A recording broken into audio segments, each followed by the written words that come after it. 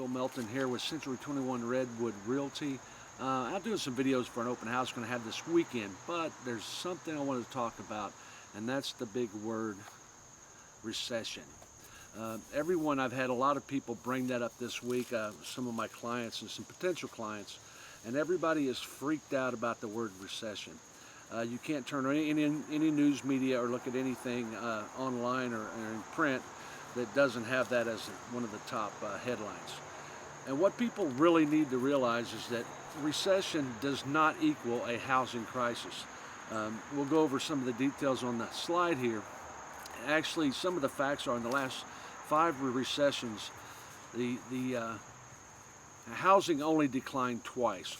The big one was everybody remembers, in 2008, and most of the people watching this were not either paying attention, they weren't really interested in real estate, maybe they weren't buying at the time, or you were basically too young to even pay attention to it. It just didn't interest you.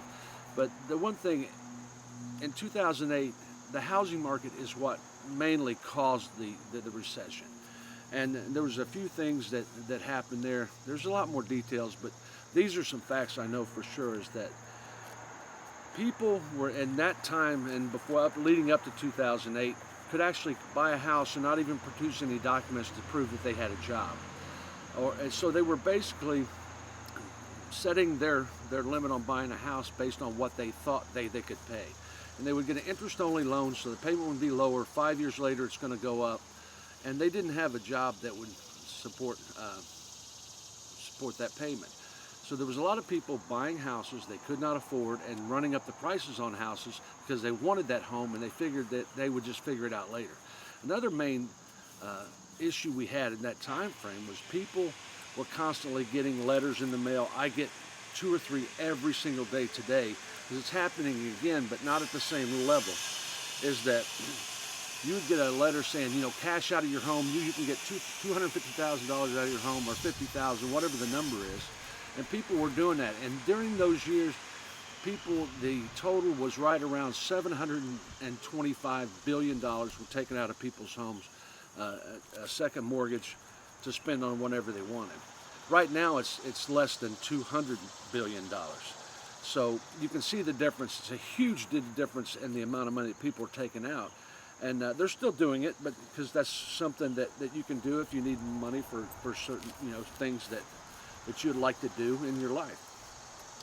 But the problem then is that a lot of people, when they took money out of their house, they went and bought a boat, they went and bought a car, they went on a fancy vacation. Those are things that are not tangible, and they're gone when you're used. So, there is a smart scenario where you should take maybe a second mortgage and do something, whether upgrade the home or buy an investment property.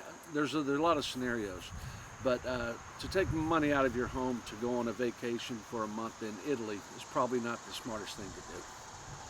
But anyway, that's just a little bit about the big word that I wanted to discuss and start getting people to think about it and read past the headlines.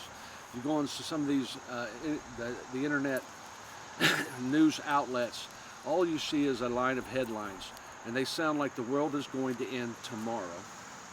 But if you open the article, they back off of that very quickly. It's just something to get you to click on it. The problem is we don't read past the headlines a lot of times. So read past the headlines, follow me on Facebook, follow me on Instagram, and watch my videos. We're going to address this a lot here in the near future. Take care.